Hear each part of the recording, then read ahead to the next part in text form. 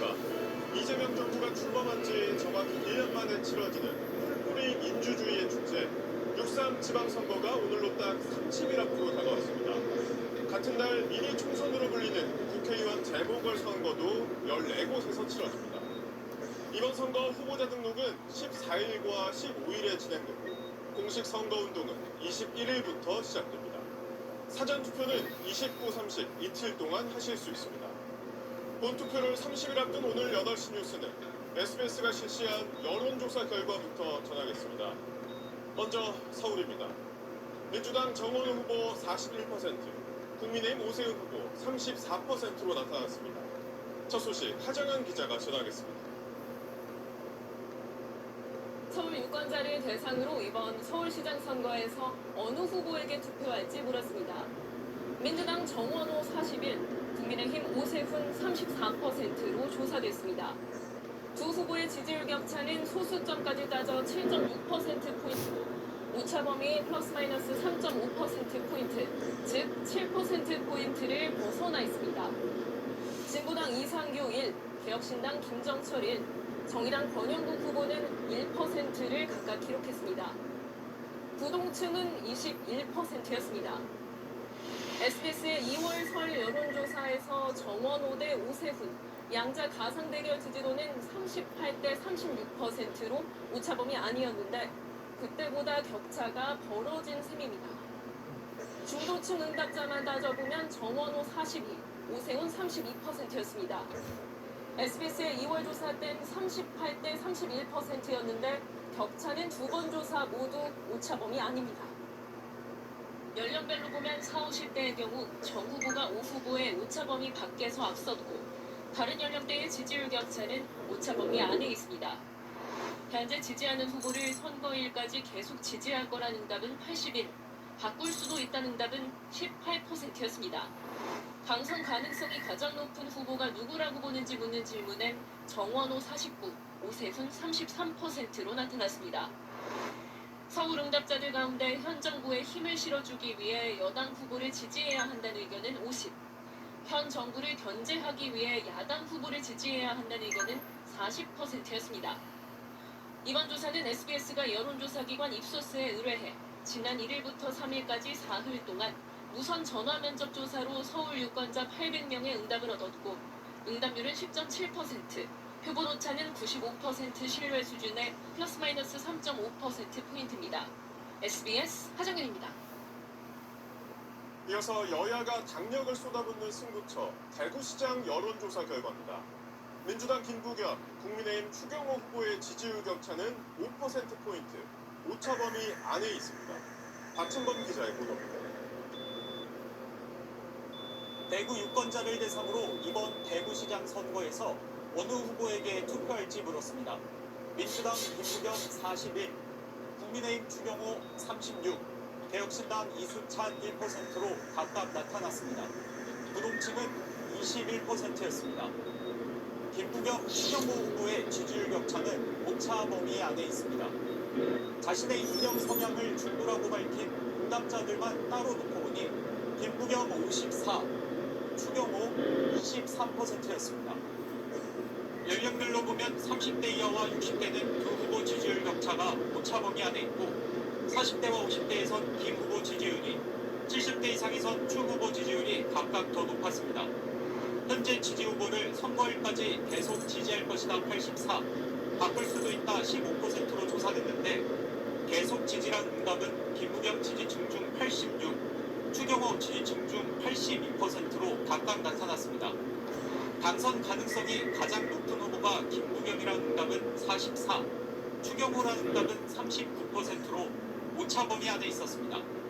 대구 응답자들의 41%는 현 정부에 힘을 실어주기 위해 여당 후보를 지지해야 한다고, 44%는 현 정부를 견제하기 위해 야당 후보를 지지해야 한다고 답했습니다. 차기 대구시장의 과제론 일자리와 서민경제 지원 정책 50, 로봇, 반도체, AI 등 미래산업 육성 19, 대구 경북 신공항 건설 14, 대구 경북 행정통합 추진 7, 광역교통 인프라 확충 7%로 조사됐습니다. 이번 조사는 SBS가 여론조사기관 입소스에 의뢰해 지난 1일부터 3일까지 사흘 동안 우선 전화 면접 조사로 대구 유권자 801명의 응답을 얻었고 응답률은 12.6%, 표본 오차는 95% 신뢰 수준의 플러스 마이너스 3.5%포인트입니다. SBS 박찬원입니다. 이재명 대통령이 민주당이 추진하는 이른바 조작기소 특검과 관련해 그 시기와 절차는 민주당이 수기를 걸쳐 판단해달라고 당부했습니다. 지방선거를 앞두고 본인 관련 사건에 대한 공소 취소 논란이 커지자 사실상 속도 조절을 주문한 것으로 풀이됩니다. 보도에 강청환 기자입니다. 오늘 오전 긴급 브리핑에 나선 홍익표 청와대 정무수석. 조작 기소 의혹에 대한 특별검사 도입에 국민적 공감대가 형성됐다며 처음으로 청와대의 공식 입장을 밝혔습니다. 국정조사를 통해 당시 윤석열 정권과 정치검찰에 의해 자행된 불법 행위와 부당한 수사 등이 상당 부분 밝혀졌고, 그러면서 특검으로 진실을 규명하고 사법정의를 바로 세우는 건 반드시 해야 할 일이라고 강조했습니다. 다만 구체적 시기나 절차에 대해선 이재명 대통령의 언급이라며 이렇게 전했습니다. 여당인 민주당이 국민적 의견 수렴과 수기 과정을 거쳐서 판단해달라고 대통령께서 말씀하셨습니다.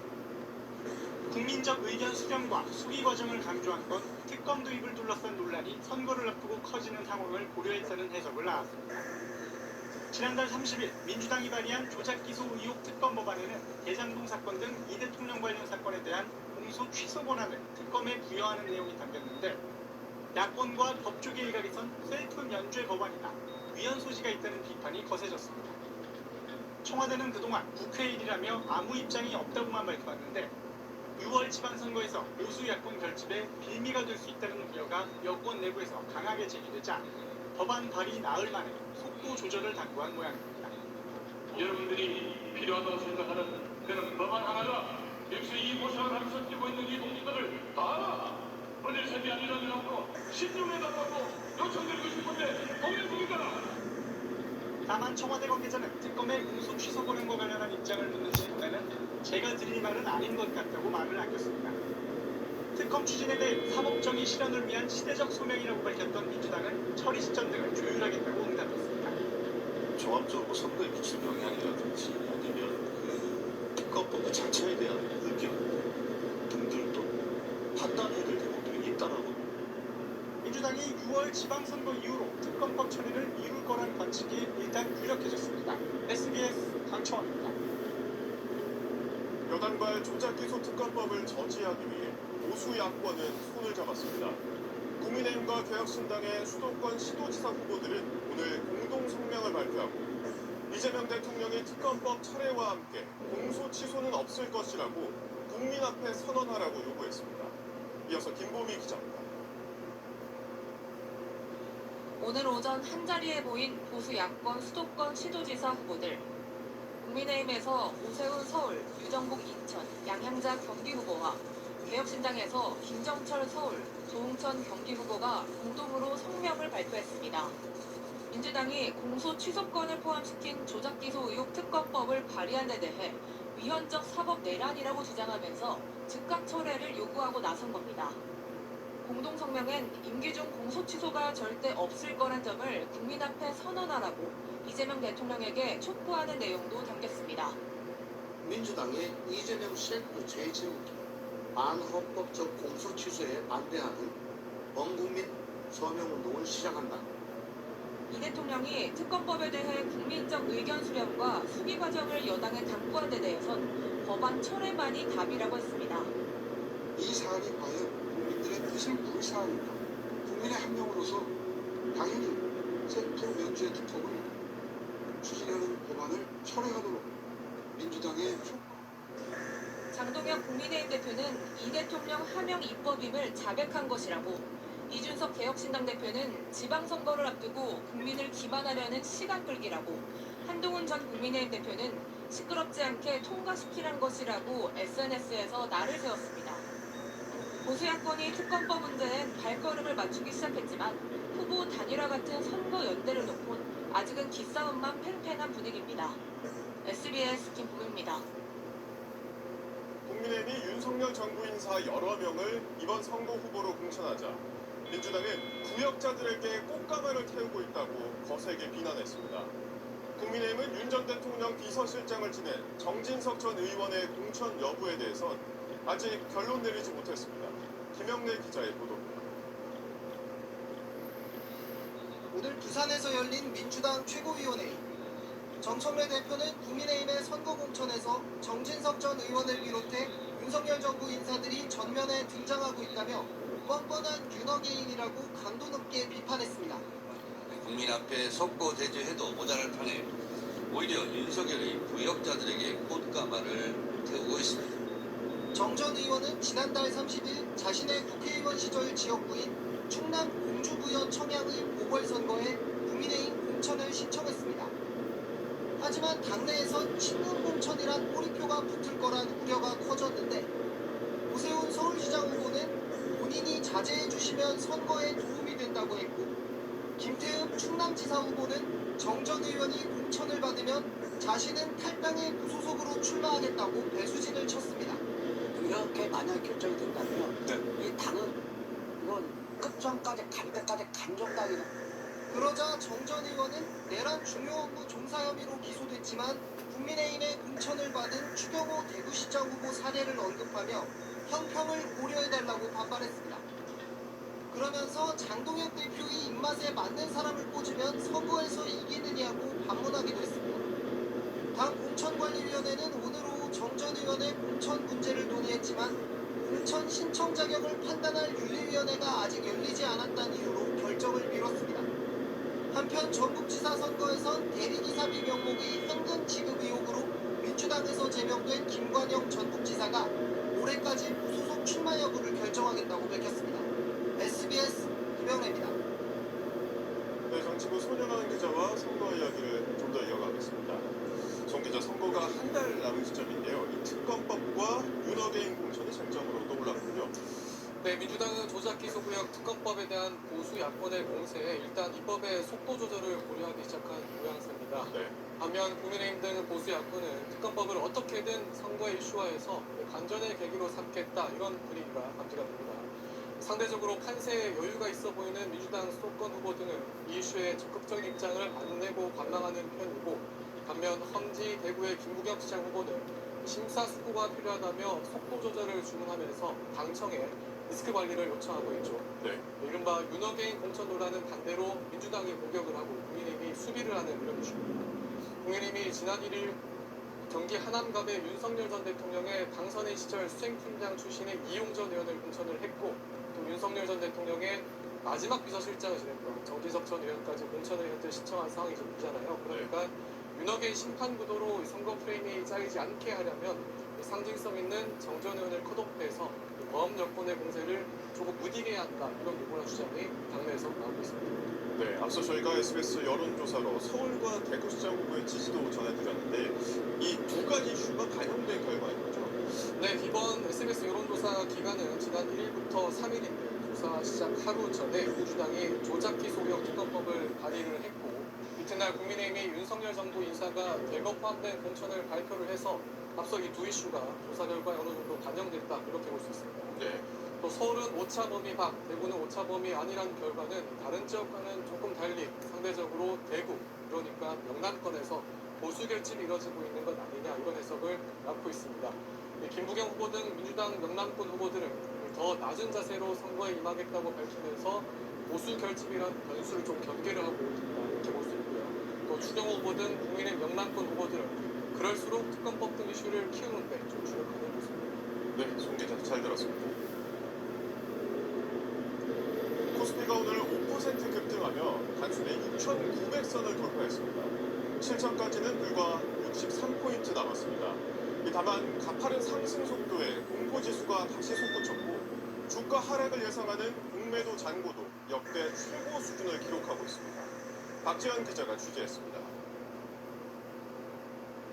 180포인트 넘게 올라 출발한 코스피는 종일 상승세를 이어갔습니다. 사상 처음으로 6,800선을 넘어서더니 6,900선마저 돌파하면서 전장보다 5% 오른 6,936.99로 장을 마쳤습니다. 꿈의 7,000까지는 불과 63포인트, 1%만 올라도 7,000선을 넘게 됩니다. 외국인 투자자가 역대 세 번째로 많은 2조 9천억 원어치를 사들인 가운데 반도체 기업들이 상승을 주도했습니다.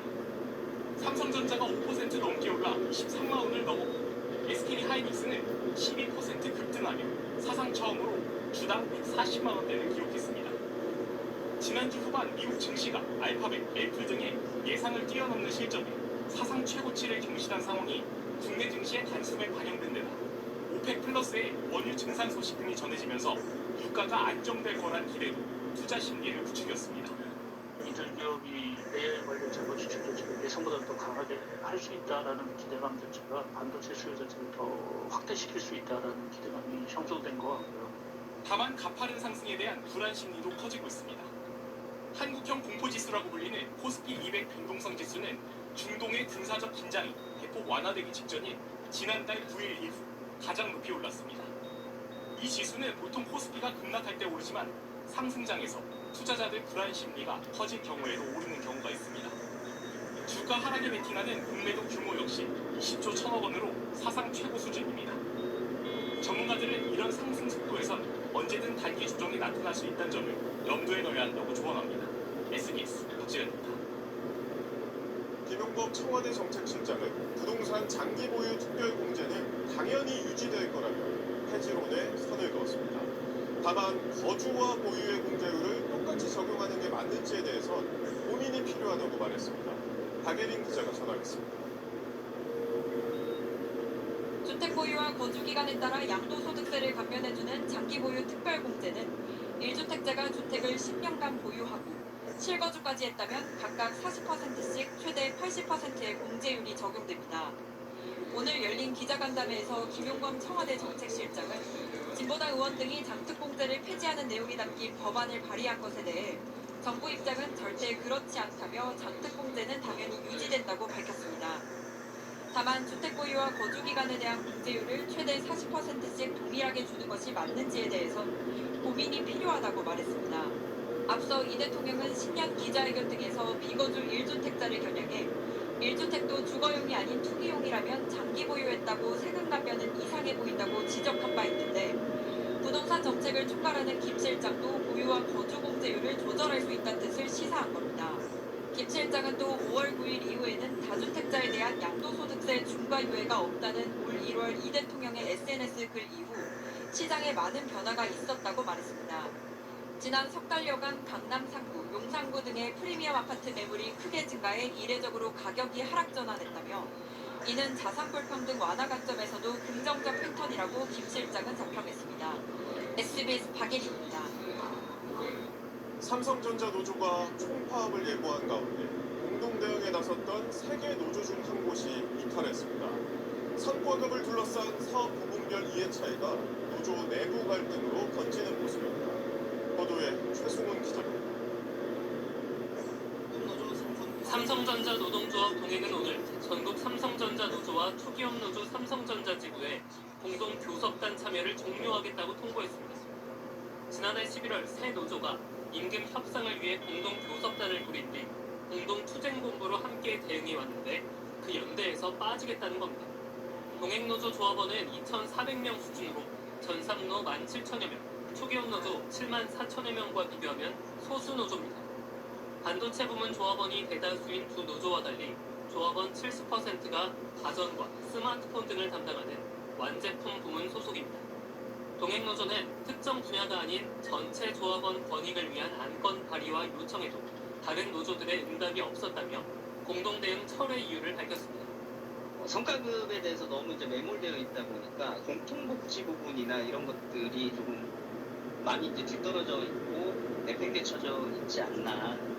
또 어용노조라는 비하까지 들었다며 상호 신뢰가 무너졌다고 밝혔습니다. 동행노조는 회사 측에 개별 교섭을 요청하고 1인 시위 등 별도 대응을 이어가는 한편 21일로 예정된 파업은 조합원들이 자율적으로 참여하도록 할 방침입니다. 초기업 노조에서도 완제품 부문 조합원들의 탈퇴가 이어지는 가운데 동행노조의 이탈로 노조 간 갈등은 더욱 심화할 전망입니다. 이런 가운데 반도체 부문 소속 일부 직원들이 회사와 함께 취약계층에 소액을 기부하는 약정을 취소하고 나서 논란이 되고 있습니다. 이들은 기부금이 회사의 생색용으로 사용되고 있다. 차라리 조합비로 내겠다며 취소 사유를 밝힌 것으로 전해졌습니다. 한편 나흘째 파업 중인 삼성 바이오로직스 노조는 오늘 사측과 협의를 이어갔지만 의견 차이를 좁히지 못했습니다. SBS 최승훈입니다. 아고다로 인기 호텔과 항공권을 특가로 예약하고 뉴욕의 예술을 감상해보세요. 트럼프 미국 대통령이 호르무즈 해협에 발이 묶인 선박들이 빠져나올 수 있도록 지원하겠다고 밝혔습니다. 이에 이란은 거세게 반발하고 있는데 실제 호르무즈 해협으로 들어오려던 미 해군 호위함을 향해 이란이 미사일을 쐈다는 주장까지 나왔습니다. 유덕기 기자입니다. 도널드 트럼프 미 대통령은 이스라엘 언론에 이란이 역제안한 14개 항의 종전 협상안은 수용할 수 없다고 밝혔습니다. 이란은 파키스탄을 통해 미국의 답변을 받았다며 검토를 마치면 답을 공개하겠다고 밝혔습니다. 협상에 진전이 보이지 않는 가운데 트럼프는 프로젝트 프리덤을 전격 발표했습니다. 전 세계 여러 나라들의 요청에 따라 해협에 갇힌 제3국 선박들이 안전하게 빠져나올 수 있도록 지원하겠다는 것으로 한국 시간 오늘 오후부터 시작한다고 밝혔습니다. 미 중부사령부는 유도미사일 구축함과 100대 이상의 항공기 15,000명의 병력을 투입하겠다고 했습니다. 트럼프는 아무 잘못 없는 희생자, 즉 선원들을 위한 인도주의적 작전을 방해하면 강력 대응할 수밖에 없다고 경고했습니다. 협상 교착 국면을 타개하려는 트럼프의 승부수로 보입니다. 선박 구출에 성공한다면 배와 선원들을 사실상 인질로 잡고 있는 이란의 협상력을 약화시키고 유가 안정까지 이끌어낼 수 있는 겁니다. 이란은 강하게 반발했습니다. 이란군은 미군은 물론 다른 나라군도 호르무즈에 접근하면 공격하겠다고 경고했습니다. 또 이란 이슬람 혁명수비대 해군은 호르무즈 해협에 대한 통제 범위를 새로 발표했습니다. 새 통제선은 오만뿐 아니라 아랍에미리트 영해 일부까지 폭넓게 통제구역에 포함시키며 호르무즈 해협 근처 접근을 원천적으로 차단했습니다. 미국의 제3국 선박 구출 프로젝트에 맞서 봉쇄 범위를 더 넓힌 겁니다. 이란군이 오늘 호르무즈 해협을 통과하려던 미 해군 호위함 한 척에 미사일 2발을 명중시켰다는 이란 매체의 보도도 나왔습니다. 이란군은 해군의 단호한 경고 조치로 미 해군 구축함의 해역 진입이 저지됐다고 밝혔는데 미군이 피해를 입었는지는 아직 확인되지 않고 있습니다. SBS 유덕입니다. 현재 호르무즈 해협 안에는 세계 각국의 유조선과 화물선 등 약 2,000척이 갇혀 있습니다. 과연 미국의 구상대로 이 배들이 안전하게 빠져나올 수 있을지 곽상은 기자가 짚어봤습니다. 오늘자 호르무즈 해협 주변 상황입니다. 이렇게 작은 점처럼 표시된 게 해협을 빠져나가지 못해 바다 위에 멈춰선 화물선과 유조선 등 선박들입니다. 현재 발이 묶인 선박은 우리 배 26척을 포함해 약 2,000척, 배에서 내리지 못하고 있는 인원은 2만 명 안팎으로 추정됩니다. 미국과 이스라엘의 기습 공격으로 전쟁이 시작되고 이란 혁명수비대가 무국으로 호르무즈 해협 통행을 제한하면서 시작된 이 사태가 2달 넘게 이어지고 있습니다. From now on, all navigating through the Strait of Hormuz is forbidden. 양측이 2주간 휴전에 합의하면서 해협 재개방 기대가 커지기도 했습니다. 하지만 미국이 해협 바깥에서 이란 항구로 오가는 배를 막는 이른바 역봉쇄를 시작했죠. 이후 레바논 휴전을 계기로 해협을 열겠다는 이란 발표가 나왔는데 미국은 역봉쇄를 풀지 않겠다고 하면서 기대는 다시 꺾였습니다. 그동안 이란이 자행한 선박 공격만 20건 넘게 발생하며 전쟁 전 하루 130여 척이던 통행량은 급격히 줄었습니다. 현재 호르무즈 해협은 이란의 허가를 받은 데만 캐슘성과 라라크 섬유는 이란이 안에 바짝 붙은 좁은 항구입니다. 기존 항로는 이란이 기뢰를 설치해놓고 위험구역으로 지정해놨습니다. 미군의 기뢰 제거 작전은 진척이 없고 큰 군함은 침몰당했어도 오기함대로 불리는 소형 고속정을 동원한 이란 해군의 위협은 여전합니다. 물론 이란이 공격해오면 미군은 무장 헬리콥터와 공중, 해상 드론으로 이란의 수변배를 제압하거나 타격할 것으로 보입니다. 하지만 이렇게 되면 교전이 벌어지는 거라 이런 위험을 무릅쓰고 통행에 나설 상처는 없을 겁니다. 따라서 이란의 안전보장은 선박 구출에 필수적인 지점.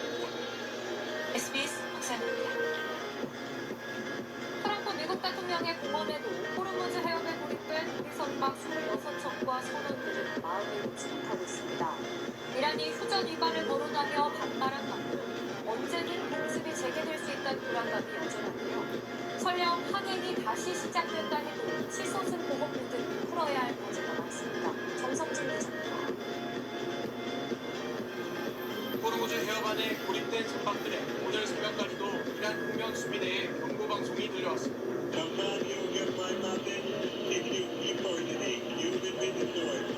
최근 이란은 호르무즈 인근 쪽에 대기 중인 선박들을 해협 안쪽으로 이동시키는 등 통제를 강화하고 있는 것으로 전해졌습니다. 호르무즈 해협 근처에 요박 중인 선박들은 카페에서 조바이 가리지로 들어가라고 그러고 있거든요. 공격을 또 할 수도 있다고 선언을 하고 있고.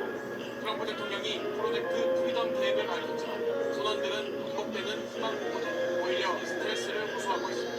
된다 안 된다 된다 안 된다 했다가 결국에 뭐또 이제 이런 메시지가 나오니까 스트레스 실망으로 선사도 정확한 상황 파악이 안 되고 정부로부터 설명도 듣지 못해 답답함이 엄청납니다. 참여할 수 있는 방법이 있는가가 생각을 해봤는데요. 전혀 없습니다.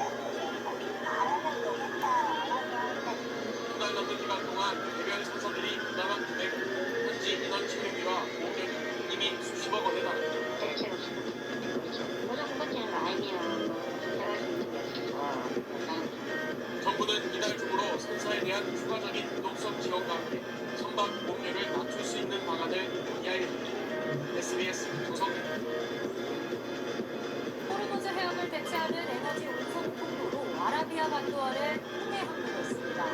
최근 우리 유조선도 이 길을 이용했는데요. 하지만 이곳 역시 안전지대가 아닙니다. 예멘 후티 반군과 소말리아 해적이 손잡고 유조선 납치에 나서고 있습니다. 김민표 기자가 보도합니다. 지난달 말 한국 선적의 대형 유조선이 사우디아라비아 양부항에서 200만 배럴의 원유를 싣고 출발했습니다. 이때부터 해양수산부 상황실은 비상체제였습니다. 홍해 출입구인 바브엘만 대부 해협은 친이란 무장 세력인 예멘 후티 반군이 봉쇄하겠다고 위협하는 곳이고 여기를 빠져나와도 소말리아 해적이 활동하는 아덴만이 나옵니다. 위협 지역을 완전히 벗어난 뒤인 어제서야 통과 사실이 공개됐습니다. 그런데 한국 유조선이 위협 지역을 통과한 직후인 지난 2일 예멘 앞바다에서 소형 유조선 MT 유레카호가 무장괴한에 납치됐습니다. 예멘 해양 경비대는 납치된 유조선이 소말리아로 끌려가고 있다고 밝혔습니다. 선박과 화물, 선원을 함께 납치한 뒤 거액의 몸값을 요구하는 소말리아 해적의 전형적인 수법이라고 미국 폭스뉴스가 보도했습니다. 예멘 후티 반군이 선박의 위치 정보와 어무를 제공하고 소말리아 해적이 인력을 투입해 선박을 탈취하는 식으로 유조선 납치를 본격화하고 있다는 분석이 나왔습니다. 호르무즈가 막히자 홍해 항로를 이용하려는 선박이 늘어난 데다 사우디아라비아가 1200km 소유관으로 원유를 동쪽에서 서쪽으로 보내 홍해 쪽 양부항으로 수출을 늘리고 있는데 이런 상황이 모두 후티와 해적에게 약탈 대상을 늘려준다는 겁니다. اتجاهنا هو للتصعيد إذا كان العدو بالتصعيد وعاد إلى التصعيد من جديد. 특히 이란 전쟁으로 각국 해군 함대들의 해적 대응이 약해진 틈을 노려 지난달 하순 이후 최소 3척이 납치된 것으로 집계됐습니다. SBS 김익표입니다. 외국의 호르무즈 해협에 갇힌 선박들을 빼내겠다고 했지만 이란은 해협에 진입하지 말라며 강하게 경고했습니다. 이 해협을 둘러싼 긴장감이 다시 고조되는 모습인데요. 중동 현재 특파원 연결합니다. 동은현 특파원, 유조선이 또 공격당했다는 소식이 들리던데 현재 해협 상황은 어떻습니까? 아직 호르무즈 해협의 이란 통제는 여전합니다. 보츠와나 선적의 유조선 뉴가스가 한국 시간으로 오늘 오후 해협을 통과했는데 이란이 허용하는 항로를 그대로 따랐습니다. 대부분의 선박들은 아직 꼼짝도 못하고 있습니다. 오히려 호르무즈 해협 인근에서 선박이 잇따라 피격됐다는 소식에 긴장감이 고조되고 있습니다. 우리 시간으로 오늘 새벽 4시 40분쯤 영국 해상무역 기구에 유조선 한 척이 발사체 공격을 받았다는 신고가 들어왔습니다. 아랍에미레이트 푸자이라에서 약 145km 떨어진 해상에서 벌어진 일입니다. 앞서 이란 남부 앞바다에서 벌크선 한 척이 여러 척의 소형 선박으로부터 공격을 받았다고 신고가 들어온 지 12시간도 지나지 않아 또 발생한 겁니다. 공격 공약 시점은 두 건 모두 트럼프 미 대통령이 선박 해방 계획을 밝히기 전인데 이란 소행으로 추정되고 있습니다. 호르무즈 해상 위협 안보 등급은 계속 심각 상태로 유지 중입니다. 그런데 미국이 발포까지 하며 납부한 이란 화물선의 선원들을 모두 풀어줬다고요. 네, 미 해군은 이란 국영기업 소유 선박 투스카우의 선원 22명을 이란으로 돌려보내기 위해 파키스탄으로 보냈다고 밝혔습니다. 앞서 지난달 19일 미국은 중국에서 화물을 싣고 이란으로 오던 투스카우를 오만만에서 납포했습니다. 5,000개에 달하는 컨테이너를 수색하고 선원들도 모두 붙잡고 있었는데 이란은 테러 행위라고 강하게 반발해왔습니다. 납포 15일 만인 오늘 배에 타고 있던 선원 가족 6명에 이어 22명을 모두 돌려보냈다고 밝혔습니다. 투스카우 수도 수리 후 이란 측에 반환될 예정입니다. 투스카우까지 돌려주겠다는 미국의 유화책이 더 강경해지고 있는 이란의 해협 봉쇄에 영향을 줄 수 있을지 주목됩니다. 지금까지 오만 무스카트에서 SBS 동은영입니다. 지난달 한 초등학생이 거리에 설치된 현수막에 걸려 넘어지면서 머리뼈가 골절되는 사고가 있었습니다. 지방선거를 한 달 앞두고 높이 규정을 어기거나 설치가 금지된 곳에 걸린 불법 현수막이 늘고 있어 정부가 단속에 나섰습니다. 윤나라 기자가 취재했습니다. 경기도 포천의 황사거리 도로 위에 초등학생이 쓰러져 있습니다. 도로 가장자리 약 1m 높이에 설치된 현수막 고정끈에 걸려 넘어지면서 기절한 겁니다.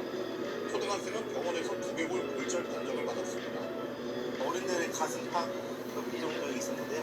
아이가 이제 신호등을 건너려고 뛰어가는 중에 힘줄을 보지 못하고 사고 현장 주변에 여전히 사람 눈높이에 설치된 현수막들이 남아 있습니다. 시내에 걸려있는 현수막인데요. 그 현수막을 고정하는 끈이 하얀색이고 얇아서 신변하기가 더욱 어렵습니다. 이번 사고의 원인이 된 현수막은 경교 관련 내용이었는데 신고나 허가가 필요한 장소에 설치된 건 아니었다고 당국은 설명했습니다. 하지만 다음 달 지방선거 관련 정당 현수막은 어린이 보호구역이나 소방시설 주변 등에 설치해서는 안 되고 현수막 아래 부분 높이가 2.5m 이상, 현수막끈의 가장 낮은 부분은 높이가 2m 이상이 안 되면 강제 철거되고 과태료도 부과됩니다. 올해 1분기 전국에서 법규정 위반으로 정비 처분을 받은 정당 현수막은 2만 9천여 개로 지난 4분기 2만 8천여 개보다 4.4% 늘었습니다. 특히 설치 장소를 위반한 경우는 800건에서 1105건으로 38.1% 급증했습니다. 차 타고 다니다 보면 너무 나무해가지고 어린이들 특히나 못 보시죠. 행정안전부는 오늘부터 선거 전날인 다음 달 2일까지 한 달간 불법 정당 현수막에 대한 전국 일제 점검에 착수했습니다. SBS 윤나라입니다.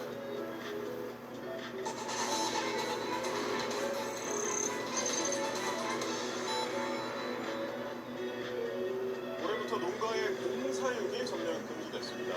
그런데 경기도의 한 농가에서 멸종 위기종인 반달가슴곰의 새끼가 태어난 걸로 확인됐습니다. 경찰은 불법 증식 혐의에 대한 수사에 착수했습니다. 장선희 기자가 현장 취재했습니다. 경기도 여주의 곰 사육 농장.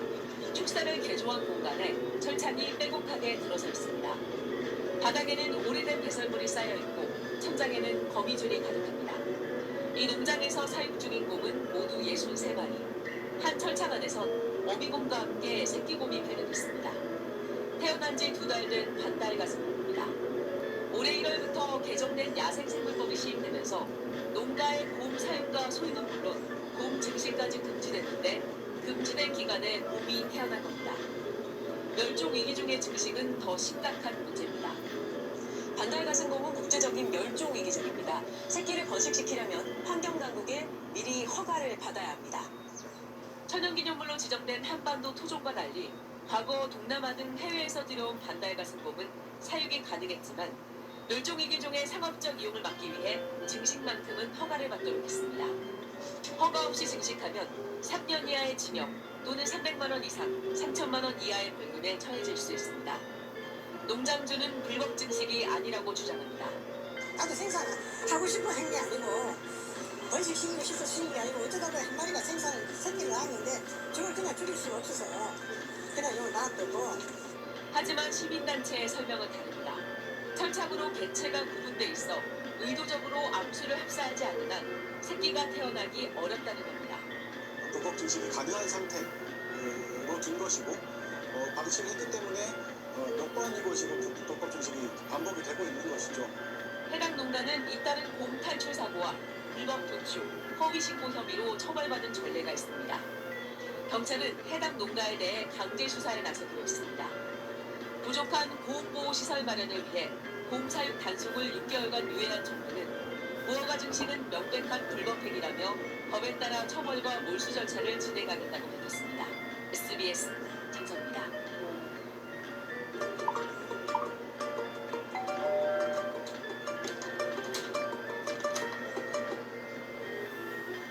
지난 2023년 축구장 8개 면책을 잿더미로 만든 서울 인왕산 산불. 산불 통계가 작성된 1987년 이후 서울에서 발생한 가장 큰 산불로 기록됐습니다. 그런데 이런 대형 산불이 최근 전국에서 더 자주, 더 크게 번지고 있습니다. 지난해만 서울 면적의 1.6배에 달하는 숲이 사라졌는데 더 큰 문제는 복구가 제대로 이루어지지 않고 있다는 점입니다. 저희 탐사팀이 불탄 산들이 왜 다시 살아나지 못하는지 구조적인 원인을 취재했습니다. 먼저 노유진 기자입니다. 산 중턱에서 시작된 불길이 순식간에 번져나갑니다. 검은 연기가 치솟고 주민들은 긴급 대피했습니다. 화마가 덮쳤던 인왕산 기차바위 인근 등산로. 전문가와 함께 직접 올라가 봤습니다. 2억여 원을 들여 불탄나무를 치우고 소나무와 진달래를 심었다는 곳. 설계대로라면 1제곱미터당 소나무 2그루가 있어야 하지만 듬성듬성 빈 땅입니다. 1m 나무가지로 거리를 재며 확인해봤습니다. 소나무는 제곱미터당 한 주도 채 안 들어가 있죠. 많으면 한 주, 적으면 없고 그런 게 계속 반복되고 있어요. 거의 식재되지 않았다라고 보면 되고요. 그나마 심어진 묘목들조차 살아남지 못하고 있습니다. 왜 마을 이렇게 죽어가지고 힘 안 줬는데도 다 툭 떨어졌어요. 그러니까 약간 아무리 시기에 이런 게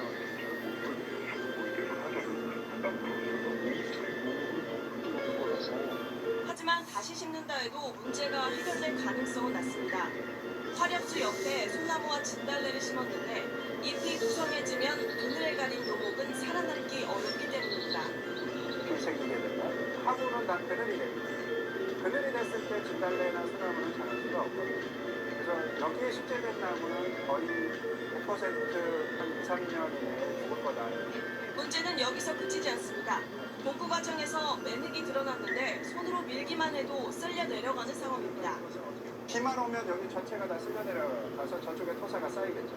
더 크게 내려가면 이제 계곡을 따라서 큰 산사태로 이어지는 것이고요. 게다가 불에 탄 목재 폐기물까지 방치돼 있습니다. 해마다 72만 명이 찾는 인왕산. 세금을 들여 복구한 산이 3년이 넘도록 회복되지 못하고 있습니다. SBS 노유진입니다. 복구가 끝난 산을 면화상 드론으로 촬영해봤습니다. 보시는 것처럼 숲이 우거져 시원한 빛을 띄어야 할 산이 온통 노란색입니다. 나무가 제대로 자라지 못해 짚으면이 달궈진 건데 복구를 마친 산이 왜 이런 걸까요? 추적 결과 전국의 산불 현장만 찾아다니며 유령 회사를 세워 사업원만 따낸 뒤 사라지는 산림 법인들이 있었습니다. 업계에선 이들을 메뚜기라고 부릅니다. 배운 기자가 취재했습니다. 7년 전 시뻘건 불길이 산을 집어삼켰던 강원도 강릉. 다시 찾아가 봤습니다. 복구를 마쳤는데 산등성이 너머까지 헐벗은 땅이 그대로 드러나 있고 어린 나무들의 대부분 말라 죽었습니다. 활착률이 한 어느 정도 된다고 보세요? 90% 실패한 것이다라고 할 수 있죠. 아마 전국에서 가장 심각한 현상일 것 같아요. 또 다른 산불 복구 현장. 어린 나무들이 잘 자라도록 주변을 정리하는 사후 관리까지 모두 끝난 곳인데 베어낸 마른 가지들이 산더미처럼 비탈을 뒤덮고 있습니다. 벌목을 하고 그냥 나머지들을 이렇게 쌓아놓고 간 것이죠. 시작된 불이 이 길을 따라 꼭대기까지 그냥 순식간에 올라갑니다. 산림 복원하랬더니 산불을 키우는 불쏘시개를 만든 셈입니다. 작업업체는 이미 폐업한 상태. 경위를 물으러 당시 대표 명의의 또 다른 산림업체로 찾아갔습니다. 그럼 여기에 회사가 있었던 데는? 회사가 18년 됐어요. 18년째. 서류상 주소만 있는 페이퍼 컴퍼니였습니다. 산림복구 사업은 예정가에 근접한 금액을 써낸 업체 중 무작위로 낙찰자를 뽑는 방식이라 유령 법인을 여러 개 만들어 낙찰 확률을 높이는 수법을 쓴 겁니다.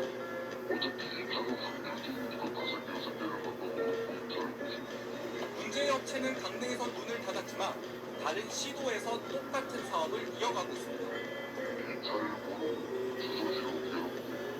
이처럼 전국의 산불 현장을 옮겨다니며 사업을 따낸 뒤 사라지는 업체들이 산림사업 전반에 뻗어 있습니다. 맨들 나온다. 이 업체들 가봐요. 거의 페이퍼들이. 문제는 사업이 끝난 뒤 업체가 문을 닫으며 복구가 엉망이어도 책임을 물을 곳조차 없다는 겁니다. 해업한 업체는 현실적으로 복구를 하기는 어렵다고. 이런 메뚜기 업체 얼마나 될까요? 최근 6년간 산림청 사업 대안 1만 3천여 건, 1조 7천억 원치를 전수 분석했습니다. 입찰 참여 업체 3곳 중 한 곳은 이름만 다를 뿐 전화번호는 똑같았습니다. 실체는 하나인데 간판만 바꿔 단 것으로 보입니다. 이들이 따낸 사업 금액만 3,246억 원입니다. 하나의 전화번호에 무려 18개 법인이 연결된 경우도 확인됐습니다. 지도까지 넘나들며 사업하는 업체는 230곳, 이들의 낙찰액은 2,100억 원이 넘었습니다. 메뚜기 업체들이 산불 현장을 훑고 가는 사이 우리 산의 회생기에도 사라지고 있습니다. SBS 내용입니다. 이게 비가 오면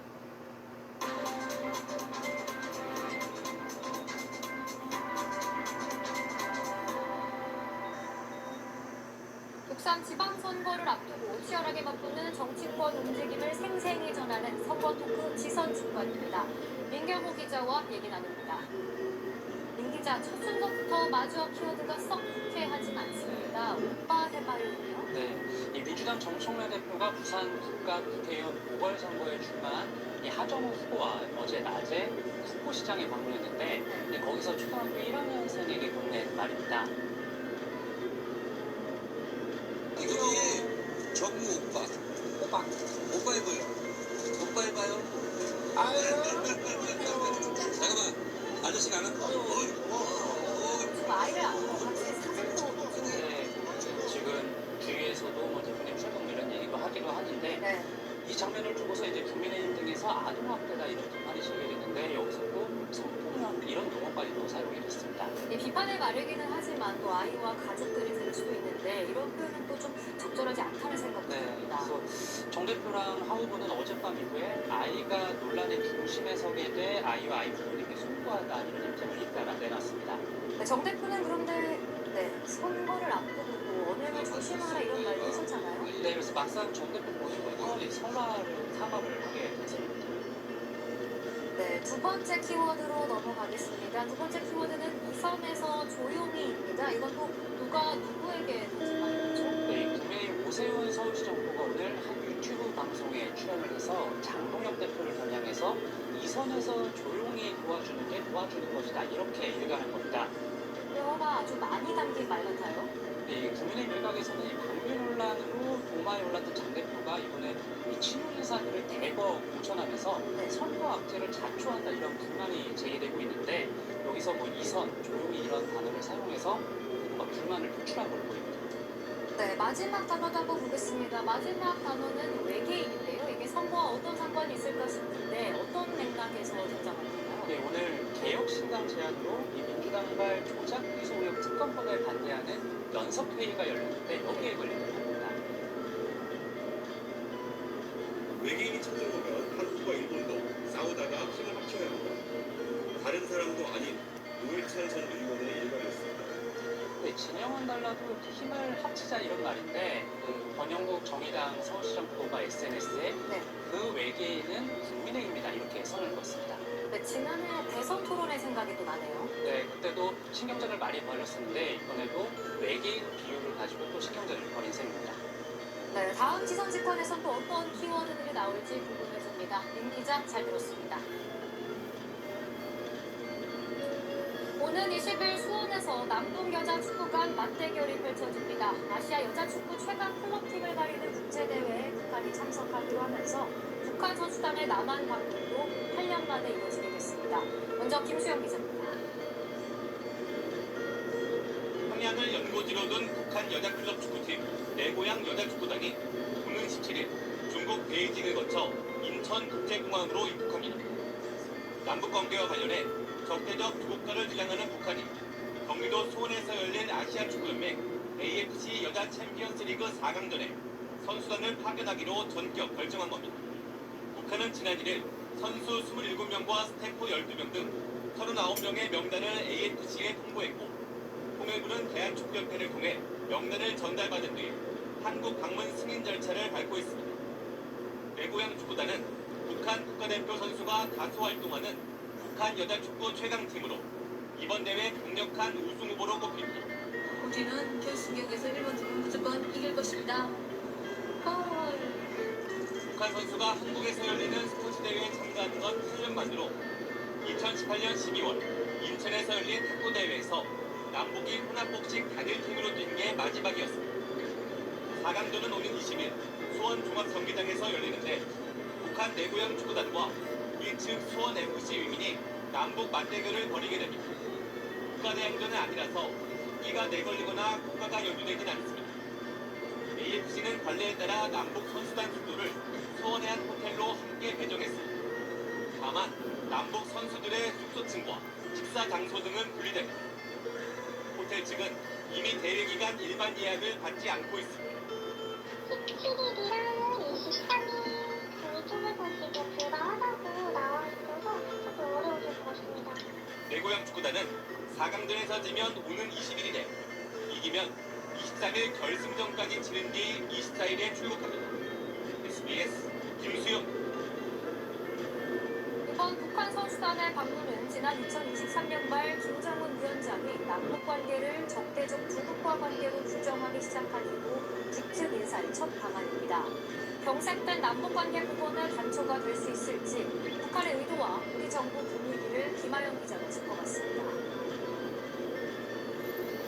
지난 2018년 2월 평창 동계올림픽 개회식 때 남북 선수단이 공동으로 입장하는 장면입니다. 당시 북한의 평창 선수단 파견은 한반도 해빙 모드로 이어졌고 남북 북미 정상회담으로도 이어졌습니다. 8년 만에 선수단 파견을 계기로 얼어붙은 남북 관계에 훈풍이 불 수 있을까?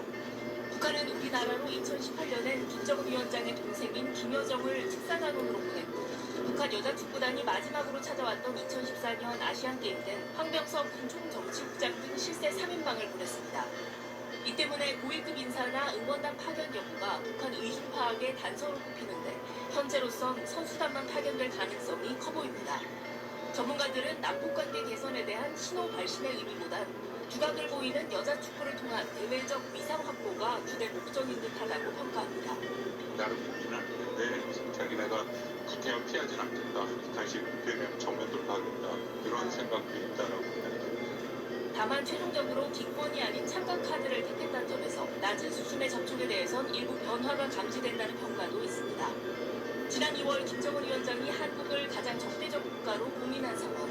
북한의 선수단 파견 의도는 대회 기간 이들의 발언과 행보 등을 통해 보다 구체화할 것으로 예상됩니다. 북한이나 조선주의공화국까지 그걸 정확히 모르지 않으면 아직 좀 질문을 받지 않겠습니다. 통일부 당국자는 행사가 잘 시작되는 것이 중요한 의미라면서 좋은 선례를 만들기 위해 국제경기로서의 틀을 존중해 나갈 것이라는 입장을 밝혔습니다. SBS 김하영입니다. 고 김창민 감독을 때려 숨지게 한 피해자 2명이 김 감독이 숨진 지 반년 만에 결국 구속됐습니다. 의정부지법 남양주지원은 오늘 피해자 이모 씨 등 2명에 대해 도주와 증거인멸 우려가 있다며 구속영장을 발부했습니다. 이 씨 등은 지난해 10월 경기 구리시 한 식당에서 소음 문제로 다투던 김 감독을 마구 때려 숨지게 한 혐의를 받고 있습니다.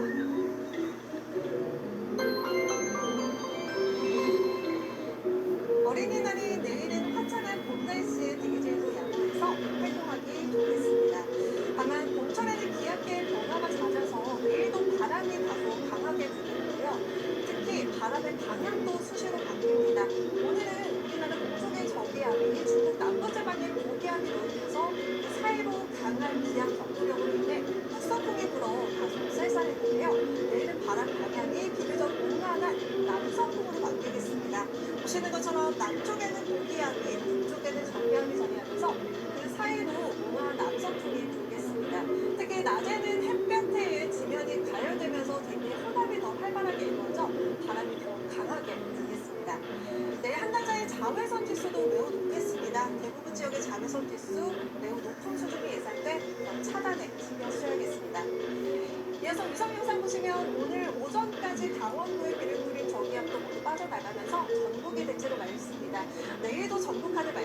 일교차가 크게 벌어지겠습니다.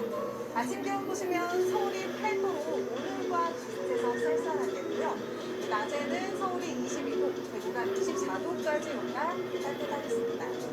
이번 한 주 대체로 맑은 날씨가 예상되지만 목요일에는 중부지방에 비 소식이 있습니다. 보셨습니다. 8시 뉴스 마칩니다. 시청해주신 여러분 고맙습니다.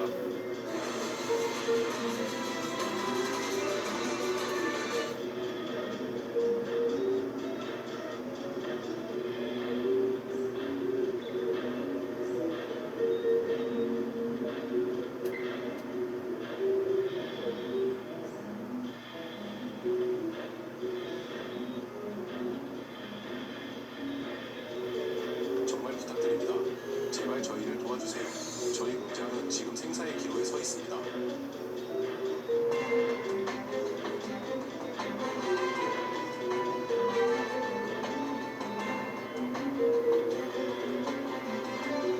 시청자 여러분 안녕하십니까? 뉴스타임 윤종호입니다. 말 한마디가 조심스러운 선거 전국인데요. 어린아이를 부적절하게 이용하려다 민주당 지도부가 낭패를 당했었죠. 바로 사과했습니다. 그런데 자신들이 잘못한 걸 아이가 논란의 중심이 됐다는 식으로 해명하는 건 맞는지 모르겠습니다. 민주당이 발의한 이른바 조작기소특검법이 선거 최대 변수로 떠올랐습니다.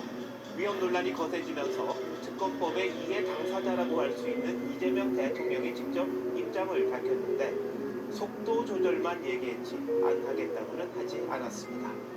야권은 총공세를 벌일 태세인데요. 오늘 첫 소식 황정민 기자가 이 대통령 발언부터 전합니다. 예정에 없던 브리핑을 자청한 홍익표 청와대 정무수석은 조작기소 국정조사로 검찰의 부당한 수사가 드러났다며 특검 필요성에 국민적 공감대가 형성됐다고 했습니다.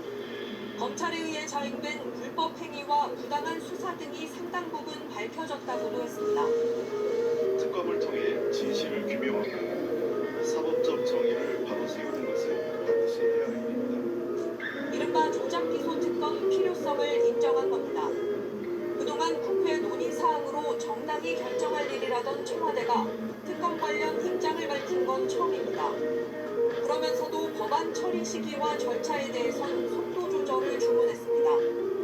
구체적 시기나 절차 등에 대해서는 여당인 민주당이 국민적 의견 수렴과 수기 과정을 거쳐서 판단해 달라고 대통령께서 말씀하셨습니다. 앞서 민주당은 특검 법안을 이달 안에 처리하겠다고 공언했습니다.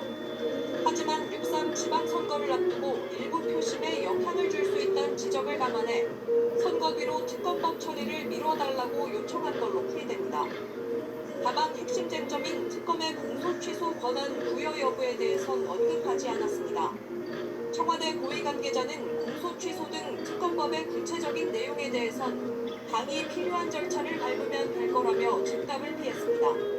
TV조선 황정민입니다. 야권에서 당장 청와대가 입법을 하명했다는 걸 자백했다고 일제히 비난했습니다. 이 대통령이 수기를 언급했지만 결론은 특검법 처리라는 겁니다.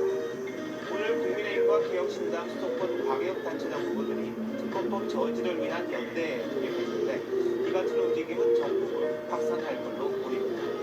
일각에서는 탄핵까지 언급했는데요. 야권 움직임은 변정현 기자가 취재했습니다. 국민의힘 회의장에 대통령도 되지으면 감옥을 가자는 문구가 걸렸습니다. 2017년 박근혜 전 대통령 탄핵 직후 당시 이재명 성남시장이 광화문 광장에서 한 말을 활용한 겁니다. 이재명 범죄 지우기 특검 위원을 더한 풀 패키지 위원입니다. 청와대가 시기 절차에 수기를 당부한 데 대해서도 국민의힘은 내용은 건드리지 말라는 명령, 하명 입법임을 자백한 것이라고 비판했습니다. 국민의힘과 개혁신당 수도권 광역단체장 후보들은 함께 범국민 저항운동에 나서기로 했습니다. 민주주의 국가에서 본인의 죄를 본인 스스로 셀프 면죄를 시도할 바가 있습니다. 그야말로 법치의 근간을 뒤흔드는 힘이 사법 내란입니다. 정원호 후보, 박찬대 후보, 추미애 후보에게 묻겠습니다. 이재명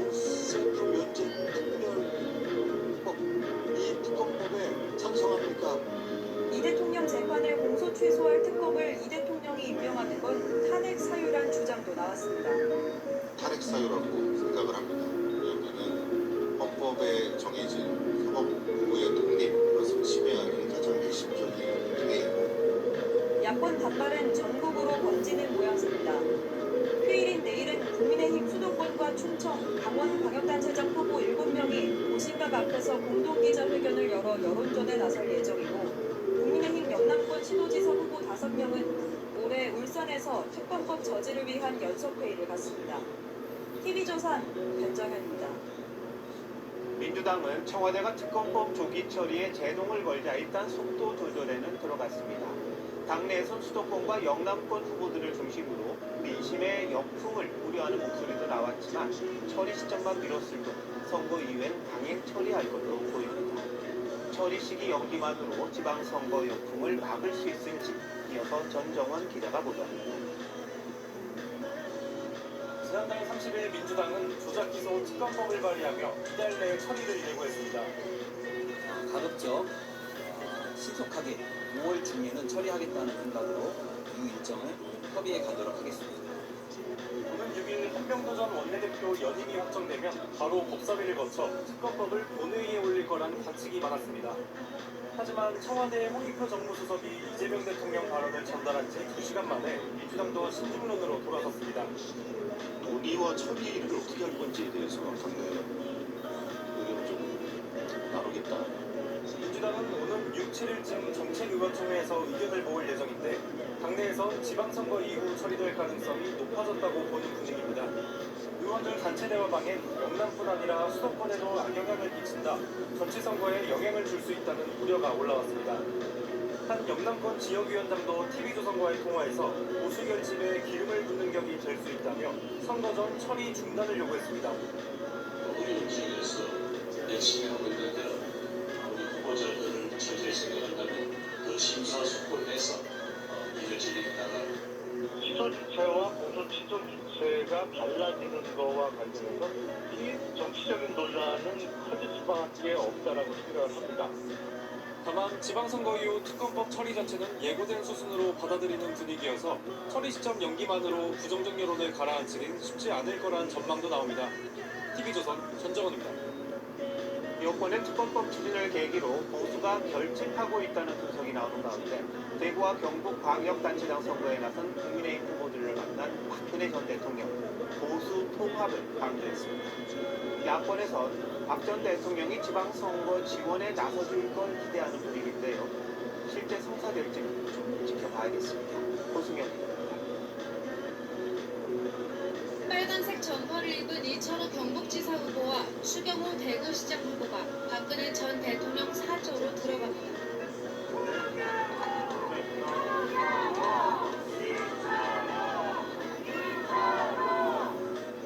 지난 1일 박정희 전 대통령 생가 방문에 이은 두 번째 공동 행보입니다. 40여 분 동안 두 사람과 만난 박 전 대통령은 국내외 상황이 편안하지 않다, 자유민주주의를 지키고 대구가 보수의 중심 역할을 해야 한다며 보수 통합 역할을 주문한 것으로 전해졌습니다. 지금은 여러 한 사람 한 사람이 다 흩어져 있는 것처럼 이렇게 보이지만 힘을 잘 모으도록 그렇게 열심히 해달라 이런 말씀 주셨습니다. 다만 시민들 앞에 나설 계획에 대해서 구체적 언급은 하지 않은 걸로 알려졌습니다. 대구에 나들이 하면 시민들도 많이 기다리고 있다고 하니까 지금은 뭐 제가 때를 이야기 못하지만 언젠가는 알아서 하실 거다 이렇게 이야기 있었고. 공개 활동을 자제하고 있는 박 전 대통령은 지난 1월 이른바 쌍특검을 요구하며 8일째 단식 중이던 국민의힘 장동혁 대표를 찾아 만류한 바 있습니다. 목숨을 건 수정을 할까? 이 점에 대해서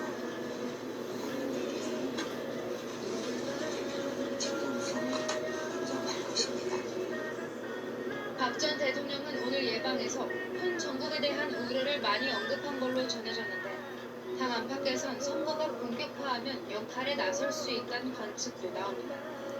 TV조선 고승현입니다. 하지만 국민의힘엔 공천 뇌관이 아직도 남아있습니다. 정진석 전 대통령 비서실장의 국회의원 보궐선거 공천 문제인데 지난 주말 윤리위가 취소된 뒤 회의 개최를 차일피일 미루고 있습니다. 김태형 충남지사는 정 전 실장을 공천하면 탈당하겠다고 글을 놨습니다. 어떤 경우는 후유증이 남을 듯합니다. 김창석 기자의 보도입니다. 지난 2일 토요일 취소된 국민의힘 윤리위원회는 오늘도 열리지 않았습니다. 헌법재판관 존속 지명 관련 직권 남용 혐의로 기소된 정진석 전 비서실장의 출마 자격 심사가 이뤄지지 않으면서 충남 공주구의 청양 보궐선거 공천 여부에 대한 결론도 이뤄지게 됐습니다. 오늘 윤리에서 결정을 하면 저희가 회의를 해서 결정을 하려고 했는데 윤리에서 회의가 안 열려서 못했다고 말씀드리고 당 지도부는 정 전 실장 공천에 부정적 기류가 큰 걸로 전해졌습니다. 하지만 정 전 실장은 경선 기회조차 주지 않으려는 건 납득하기 어렵다며 반발하고 있고 주변엔 무소속 출마 가능성까지 언급한 걸로 전해졌습니다. 정 전 실장을 향해 자숙을 요구했던 김태흠 충남지사는 공천을 확정 짓고도 후보 등록을 무리한 연기하는 대수진을 쳤습니다. 가장 최측근으로 같이 함께했던 사람이 본인이 좀 출마한다고 지금 나오는 자체는 어떻게 보면 상식적이지 못하잖아요. 국민의힘 공관위는 오는 7일까지 공천 여부를 결정할 계획인데 어느 쪽으로 결론이 나도 한쪽의 반발이 불가피한 상황입니다. 한 지도부 관계자는 5선 중진을 지낸 정 전 실장이 스스로 결단을 해주면 좋지 않겠느냐고 말했습니다. TV조선 김창섭입니다. 신용이 낮으면 금리가 높아지는 게 금융 시스템의 기본이고, 그런데 김용범 청와대 정책실장이 이런 구조를 고치겠다는 취지의 글을 올리면서 논란이 일고 있습니다. 물론 선이겠지만 금융권에서 선량한 시민들이 피해를 볼 수 있고 금융의 근간을 흔들 수 있다고 우려하고 있습니다. 서영일 기자가 보도합니다. 지금 막 발 뒤꿈치 하얗게 뜬 두꺼운 굳은살이 있으시거든요. 보통 이게 굳은살이라 생각. 김용범 청와대 정책실장이 최근 자신의 SNS에 올린 글입니다. 가장 절박한 사람이 왜 가장 비싼 이자를 물어야 하냐며 신용등급은 금융이 설계한 보이지 않는 계급장이라고 지적했습니다. 김 실장이 이 대통령의 문제의식을 이어받아 본격적으로 금융 시스템 구조 개편에 나설 거란 해석이 나옵니다.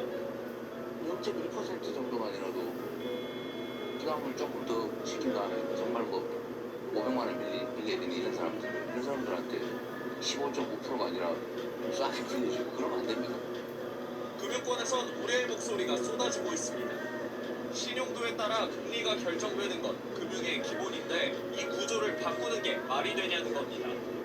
만약에 그렇게 해서 부도율 높아지고 연체율 높아지고 이러면 다수의 선량한 분들에게 돌아갈 여지가 있는 것도 맞고 금리 체계를 바꿀 게 아니라 정책 지원을 확대할 문제라는 지적도 나옵니다. 성인들이나 이런 중저어 신용자들에 대한 소리나 혜택을 상품을 확대한다거나 지원할 수 있는 방안들을 확대해 나가는 게 더 현실적이고 야심적이고 이미 과거 데이터로 하지 않고 서민금융이나 아니면 제품의 세달금융 같은 경우는 안 가고 있고 더 하라는 거지 정말 필요가 있는 바꾸려고 주문한 거지. 야권에선 고신용자가 반드시 고소득자가 아니라며 성실하게 빚을 갚아온 국민의 희생을 강요하며 정의를 운운하는 것은 명백한 기만이라고 꼬집었습니다. TV조선 서영일입니다.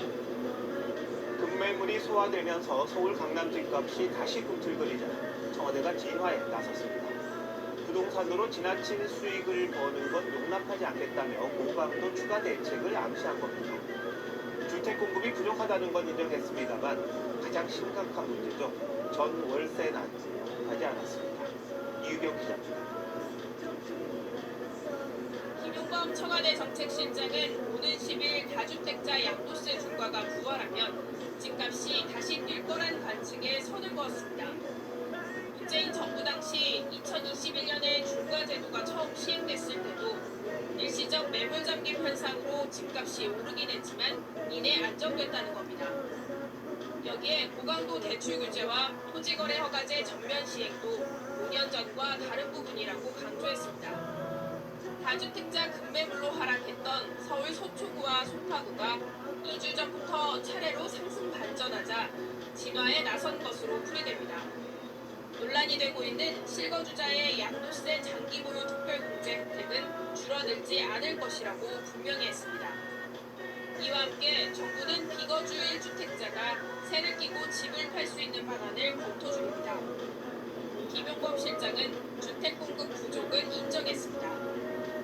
지난 정부 때 PF 구실이 터지면서 주택 공급 메커니즘이 망가졌고 그 여파가 올해와 내년 입주 물량 부족으로 이어졌다는 겁니다. 서민들을 옥죄고 있는 전월세난에 대한 언급은 없었습니다.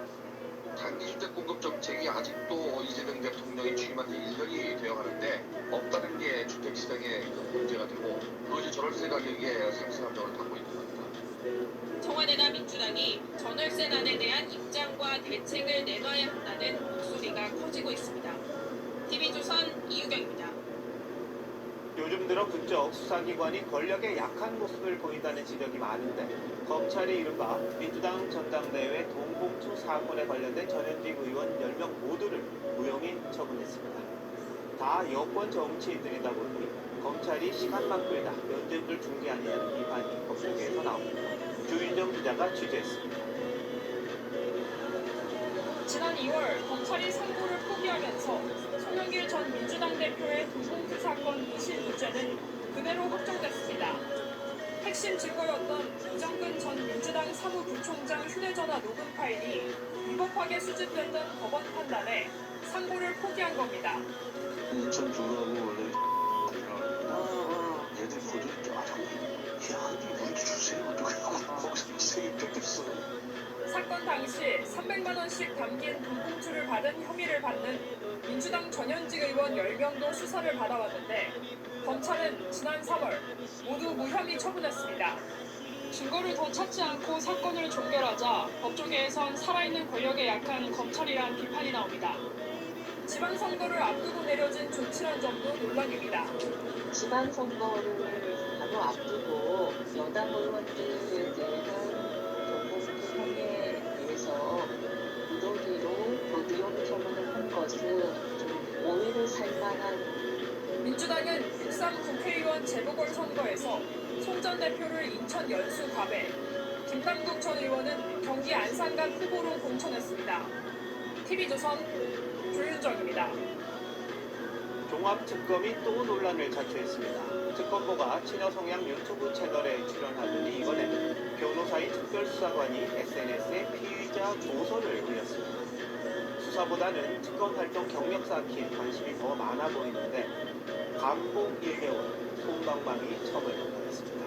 뭘 위한 특검이냐 말이 또 나오게 생겼네요. 이광희 기자가 보도합니다. 종합특검팀 특별수사관 이모 씨가 SNS에 올렸다가 삭제한 사진입니다. 진술자와 변호인 등 이름을 가렸지만 피의자 조서를 올리며 특검 경력이 변호사 업무에 도움이 될 거란 취지로 말합니다. 이 수사관은 난생 처음 수사기관에 들어왔다며 수사 경력을 쌓으면 형사사건 전문성이 극대화될 것이란 글을 올렸습니다. 논란이 일자 특검은 상벌위원회를 열어 감봉 1개월 처분을 내렸습니다. 특별사관에 대한 상벌위원회를 개최하였고요. 진상조사와 본인의 진술을 청취한 결과 감봉 1개월에 처하는 징계 처분. 하지만 한시적으로 운영되는 특검이란 점에서 솜방망이 징계란 지적이 나옵니다. 종속하는 기관이 아니기 때문에 사실상의 불이익이죠. 보여주기 쉽게 판단할 수밖에 없습니다. 특검부의 친여 성향 유튜브 출연 등으로 공정성 우려가 제기된 지 한 달 만에 또 다른 논란이 불거진 겁니다. 빌드업 과정에서 곧 원하시는 장면들을 좀 보시지 않을까 싶습니다. 앞서 권영민 특검보는 대북 송금 사건을 맡았다가 사건 관련자들을 변호한 이력이 드러나 해당 수사에서 배제됐습니다. TV조선 이광입니다. 종전 협상이 지지부진한 가운데 미국이 호르무즈 해협에 군입된 선박들의 탈출을 돕는 이른바 해방 작전을 시작한다고 밝혔습니다. 이란은 휴전 위반이라며 개입하면 공격하겠다고 나섰는데요. 임서인 기자가 보도합니다. 호르무즈 해협과 주변에 갇혀있는 것으로 추정되는 선박은 2천여 척. 이들의 구출을 돕겠다며 미국이 나섰습니다. 작전명 프로젝트 프리덤. 유도미사일 구축함과 100대 이상의 육해상 항공기, 병력 15,000명이 투입됩니다. 트럼프 대통령은 중동시간 오늘 오전부터 호르무즈 해협에 고립된 제3국 선박들이 안전하게 빠져나오도록 지원하겠다며 방해받는다면 강력 대응하겠다고 경고했습니다. 내용이 공개되진 않았지만 군함이 상선을 호위하는 형태는 아닌 것으로 전해졌습니다. 이란은 휴전 위반이라며 반발했습니다. 호르무즈 해협에 접근하면 공격하겠다며 미국 호위함이 미사일을 맞고 퇴각했다고 주장했습니다. فرمانده قرارگاه مرکزی حضرت خاتم الانبیا گفت حامیان آمریکای شرور مراقب باشند و کاری نکنند تا با پشیمانی غیرقابل جبران مواجه شوند. 새로운 통제구역을 공개하면서 전보다 더 넓어졌다고도 했습니다.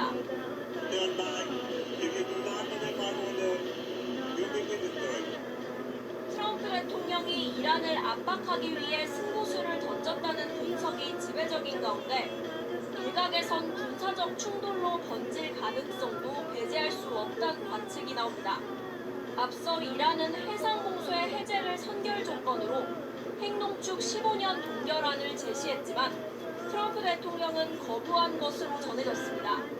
영국 해상무역기구는 현지 시간 3일 화물선 한 척과 유조선 한 척이 호르무즈 해협에서 공격을 받았다고 전했습니다. TV조선 김서인입니다. 미국은 호르무즈 해협 봉쇄의 효과로 이란의 원유 저장 시설이 포화 상태에 이르러 유정을 폐쇄할 수 있다고 보고 있습니다.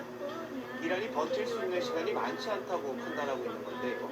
전쟁이 끝나면 유가가 크게 떨어질 거란 낙관론도 내놨습니다. 김자민 기자입니다. 이 해병대가 아라비아해를 지나던 민간 선박의 승선에 수색을 벌입니다. 이란과 관련 없어 풀어줬지만 단속 영상을 공개해 압박 수위를 높였다는 분석이 나왔습니다. 미국은 이런 해상 봉쇄 덕에 이란의 원유 저장 여력이 한계에 가까워졌다며 다음 주쯤 유정을 폐쇄할 수도 있다고 밝혔습니다. I can tell you that we are suffocating the regime. This is a real economic blockade. 통연료 수입은 석유 수익에 비해 턱없이 적어 이란 경제가 버티기 어렵다고 평가했습니다. 백악관 고위 관계자도 이란 경제가 극단적인 재앙 직전에 놓여 있다며 초인플레이션과 식량 부족이 시작됐다고 했습니다. 그러면서 미국 내 유가가 전쟁 후에 올해 초 대비 훨씬 내려갈 거라고 낙관했습니다. Futures markets already are saying that this is a temporary phenomenon. Prices are going to go down because we've started to account for the fact that UAE left OPEC and they have a massive amount of excess capacity. 하지만 이란 유조선들은 이틀 연속 미국의 봉쇄망을 피해 호르무즈 해협을 빠져나간 것으로 전해졌습니다. 원유 수급 안정을 위해 오펙과 오펙 플러스 산유국들은 다음 달부터 하루 18만 8천 배럴 증산에 나서기로 했지만 호르무즈 봉쇄로 인한 피해를 메우기에는 역부족이라는 분석도 나옵니다. 이거 먹고 이 몸 안 차오르면 제가 무료로 수술해드릴게요. 이건 무조건 제공합니다. 차오르다 못해 20대 잇몸처럼 TV조선 김재민입니다. 다음 뉴스입니다. 대학생들의 주거비 부담이 만만치 않습니다. 학교 기숙사가 부족하다 보니 대학생들은 어쩔 수 없이 비싼 월세를 내고 방을 구합니다. 그래서 지자체가 싸고 학교와 가깝고 편의시설까지 갖춰진 공공기숙사를 지으려고 하지만 쉽지 않습니다. 임대업을 하는 주민들의 반대가 크기 때문입니다. 이 기숙사 문제 내일까지 연속 기획으로 짚어보겠습니다. 먼저 허유하 부장입니다. 대구에서 상경한 세종대 대학생 오성빈 씨는 기숙사 신청에 떨어진 뒤 학교에서 30분 거리에 자취방을 구했습니다. 이 정도 사이즈의 집을 구하려면 1,070 나오는 거니까 답심리 쪽에 그나마 괜찮은. 이동욱 씨는 학교 근처 자취방을 잡았지만 60만 원 넘는 월세를 내기 위해 일주일에 3번 아르바이트를 합니다. 죽을 것 같죠. 그거의 반이 월세 나가는 거니까.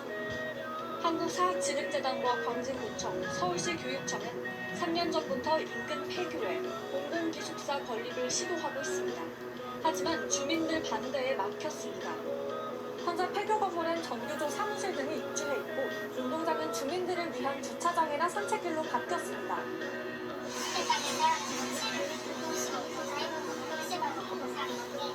전국 대학교 평균 기숙사 수용률은 22.9%지만 세종대는 그 절반에도 못 미칩니다. 대학생과 지역 주민들의 이해가 엇갈리면서 공공기숙사가 뜨거운 감자가 되고 있습니다. TV조선 헐려입니다. 저희 취재진은 서울 밖으로도 눈을 돌려봤습니다. 인천에 있는 인하대도 학교 기숙사를 더 지으려고 추진 중인데 주민들의 원성에 어떤 타협을 받습니다. 뭐였을까요? 이낙원 기자가 취재했습니다. 수원에 사는 인하대 재학생 박나연 씨는 1교시 수업이 있는 날이면 아침 일찍 집을 나섭니다. 네, 지금 6시 47분입니다. 제가 같이 한번 따라가 보겠습니다. 방을 구하는 게 너무 늦어져가지고 어쩔 수 없이 통학을 하고 있습니다. 젠걸음으로 도착한 전철역은 이미 사람들로 가득 찼고 환승역에선 열차 2대를 보내고서야 각 시간 탈 열차가 들어옵니다. 사람이 많아서 계속 쫓아가요. 딱 하면 이게 쓱딱 하면 내 피가 커피가 이렇게 나더라고요. 너무 힘들어서. 8시 44분인데요. 통화까지 2시간이 걸렸습니다. 2년 전 인하대는 기숙사를 신축하려 했지만 주민들 반대에 가로막혔습니다.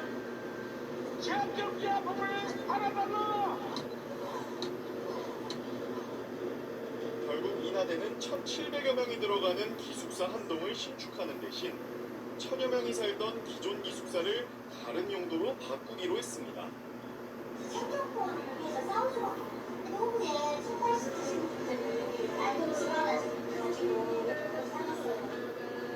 기존 3개동이던 기숙사를 4개동으로 늘리려던 계획이 무산되면서 제자리 걸음을 한 겁니다.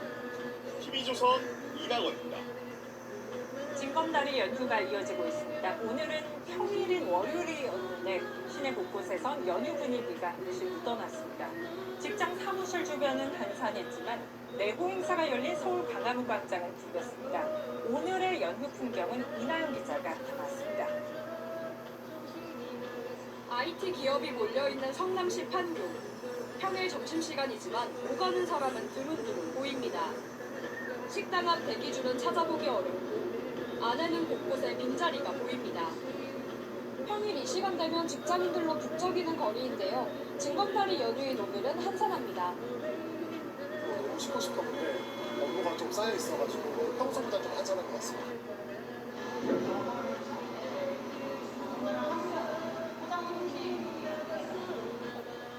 반면 도심 곳곳은 휴일 분위기였습니다. 오늘 모처럼 날씨도 좋고 연휴가 또 길어서 오늘 하루 징검다리 회사 연차 사용해서 나들이 나왔습니다. 광화문 광장에서 열린 레고 체험 행사에는 가족 단위 나들이객들이 몰렸습니다. 서울 주요 명소 모형을 전시한 부스마다 기념사진을 찍는 사람들로 붐빕니다. 직접 레고를 조립해보는 아이들 얼굴에는 웃음이 가득합니다. 네, 완전 너무 힘들었고 저는 휴인데 동생네가 휴가 아니어가지고 제가 데리고 나왔어요. 날씨마저 화창해서 황금 연휴를 즐기는 사람들에게 축복 같은 하루였습니다. TV조선 이나영입니다. 내일은 연휴 마지막 날이죠. 어린이날입니다. 부모님들 아이들 선물 걱정하고 계실 텐데요. 하지만 게임기, 완구품 뭐 하나 선뜻 집기가 망설여집니다. 하나에 100만 원이 넘는 게임기도 있습니다. 임유진 기자입니다. 도심의 한 쇼핑몰. 어린이날을 앞두고 선물을 고르려는 발길이 이어집니다. 아이들이 먼저 향한 곳은 게임기 매장입니다. 게임기를 많이 받고 싶어요. 조금 더 좋은 게임기를 사고 싶어 하니까 사실 부모로서는 조금 부담스럽기는 한 편이에요. 사주. 문제는 가격입니다. 일부 게임기는 이번 달부터 가격이 올랐습니다. 인기 모델은 40% 넘게 뛰었고 상위 제품은 100만 원을 훌쩍 넘겼습니다. 장난감도 만만치 않습니다. 인기 캐릭터 완구나 블록 세트는 할인을 해도 10만 원을 넘는 경우가 적지 않습니다. 아이들 관련해서는 뭐든 다 비싼 것 같아요. 게임이랑 같이 연계된 레고거든요. 그러다 보니까 더 사달라는 것들이 좀 더 고가긴 해요. 어린이날 지출도 빠르게 늘고 있습니다. 올해 학부모들의 예상 평균 지출 비용은 9만 5천 원 수준인데요. 10년 전보다 2배 가까이 늘어난 수준입니다.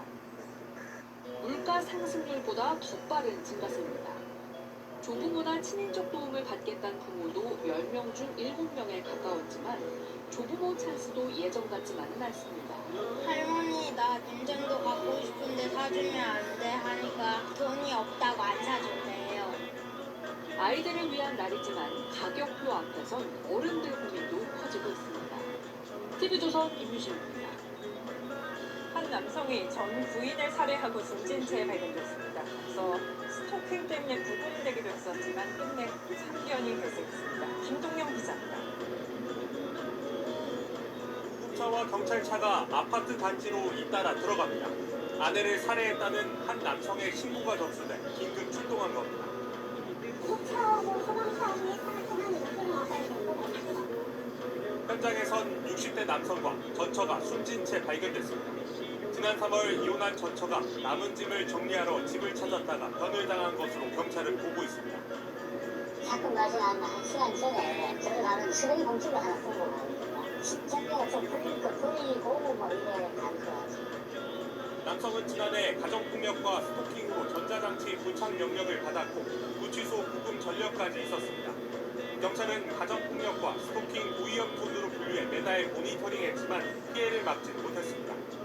남성이 숨지면서 수사는 공소권 없음으로 마무리될 전망입니다.